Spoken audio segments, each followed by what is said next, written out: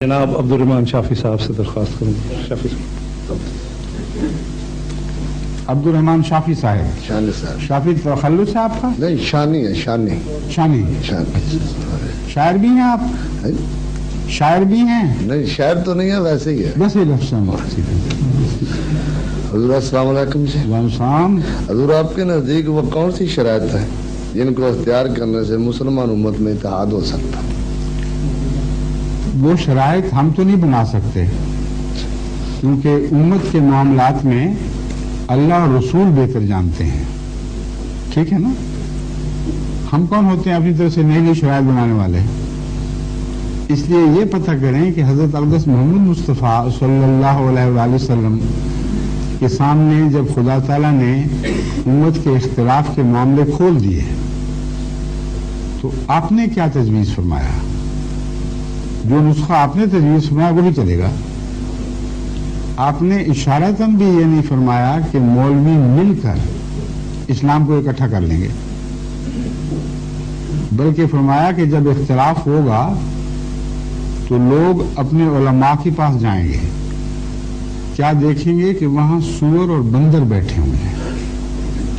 یہ بہت ہی ایک خطرناک علامت ہے جو اس زمانے کی رسول اللہ صلی اللہ علیہ وسلم نے آج سے 1400 سال پہلے بیان فرمائی. اب امت کا رسول اپنے علماء کو تو گالیاں نہیں دے سکتا.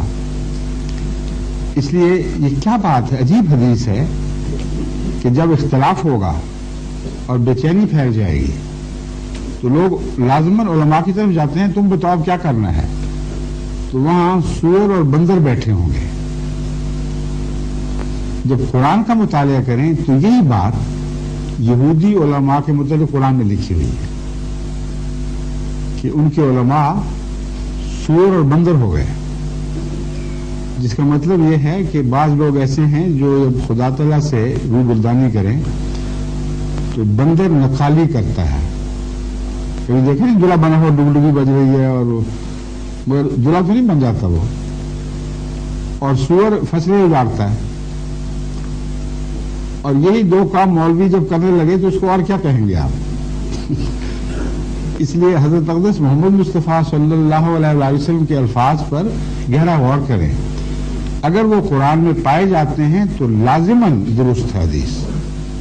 پھر یہ بحث اٹھانی غلط ہے کہ راوی کمزور ہے یا طاقتور ہے. اور دوسری بات، قطعی حدیثوں سے ثابت ہے کہ آن حضرت صلی اللہ علیہ وسلم نے فرمایا کہ میری امت بھی آخری دنوں میں یہود کے مشابہ ہو جائے گی. اتنی ملے گی جیسے ایک جوتی دوسری جوتی سے ملتی ہے. اور اگر یہ گناہ یہود نے کیے ہیں تو میری امت میں بھی ہوں گے، اور وہ آج کل ہو رہے ہیں. اس لیے جب امت مشابہ ہو گئی اور قرآن نے پہلی امت کے علماء کا وہ نقشہ کھینچا ہے تو وہ کیوں مشابہ نہیں ہوں گے؟ پھر کیا ہوگا؟ آن حضرت صلی اللہ علیہ وآلہ وسلم نے ان بگڑے ہوئے حالات میں خدا کی طرف سے قائم کردہ امام کا ذکر فرمایا ہے. ایک نام امام مہدی ہے جو سب نے سنا ہوا ہے، ایک نام مسیح ابن مریم، یہ بھی سب جانتے ہیں. فرق صرف یہ ہے کہ عامت المسلمین یہ سمجھتے ہیں کہ عیسیٰ علیہ السلام زندہ ہیں اس لیے وہ خود اتریں گے، اور مہدی چونکہ الگ وجود ہے اس لیے وہ زمین سے ظاہر ہوگا. جب تک یہ واقعہ نہ ہو امت ایک ہو ہی نہیں سکتی. یہ دو ٹوک بات ہے. جب اللہ تعالیٰ نے اصدق الصادقین حضرت محمد مصطفیٰ صلی اللہ علیہ وسلم کو جو قیامت تک کے رسول ہیں ان کو خود یہ خبر دی ہو کہ جو اختلاف ہے، جو افتراق ہے، وہ امام کے ذریعے حل ہوگا، تو جتنی مرضی موومنٹس چل جائیں وہ سب جھوٹی ہیں. رسول اللہ سچے، اور یہ مولوی دعویٰ کرنے والے کہ ہم اس موومنٹ کے ذریعے، اس موومنٹ کے ذریعے، اس تحریک کے ذریعے، اس تحریک کے ذریعے امت کو اکٹھا کر لیں گے، بالکل جھوٹ ہے. یا رسول اللہ کی بات مانیں یا مولوی کی بات سنیں. بالکل درست ہے. تو آپ نے ایک جگہ بھی بگڑے ہوئے زمانے کے مولویوں کو امت کی اصلاح کا ذمہ دار قرار نہیں دیا. बगैर इस्तिस्ना के हमेशा यही फरमाया मसीह इब्न मरियम नाज़िल होगा और इमाम महदी होगा। अब ये बहस अगर तय हो जाए कि इमाम महदी और मसीह इब्न मरियम दो अलग अलग वजूद हैं या एक वजूद है, तो फिर शनाख्त में आसानी हो जाएगी। अब इस ज़मन में सिहाह सित्ता की एक हदीस इब्न माजा का मैं हवाला आपके सामने रखता हूं, जो 1000 साल से भी पहले से तयशुदा किताब है। अहमदियत का कोई जिक्र भी नहीं आया था उस वक्त। उसमें ये हदीस दर्ज फरमाई है, लल महदियो इल्ला ईसा।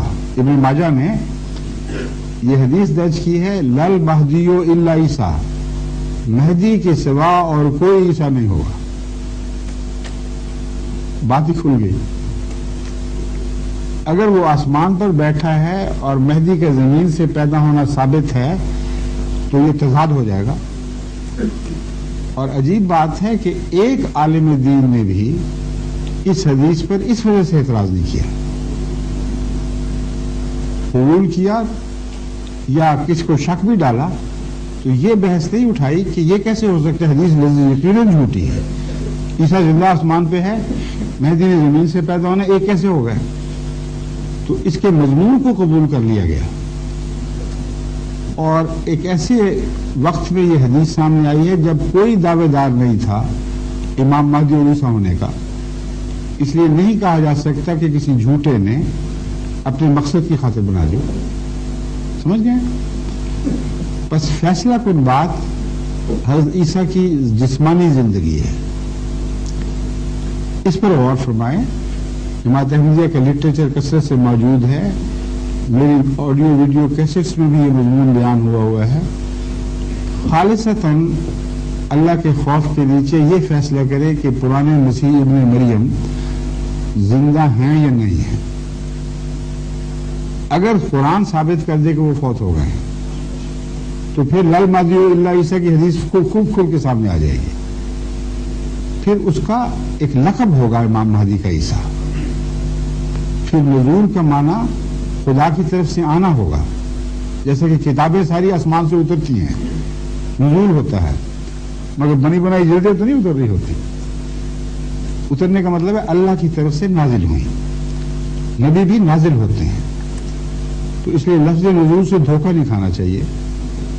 अगर फैसला हो जाए कि ईसा अलैहिस्सलाम फौत हो चुके हैं तो फिर लल महदी इल्ला ईसा का मतलब है ईसा के सिवा और कोई महदी नहीं। महदी का एक लक़ब ईसा भी होगा। क्यों? इसलिए कि उसने मसीही दुनिया में उनके अकीदा सलीब के खिलाफ जहाद करना है और ऐसे दलाइल पेश करेगा जिससे रसूल सल्लल्लाहु अलैहि वसल्लम फरमाते हैं वो सलीब की कमर तोड़ देगा। तो बात समझ आ जाती है। एक लक़ब दिया है तो किसी हिकमत की वजह से दिया है।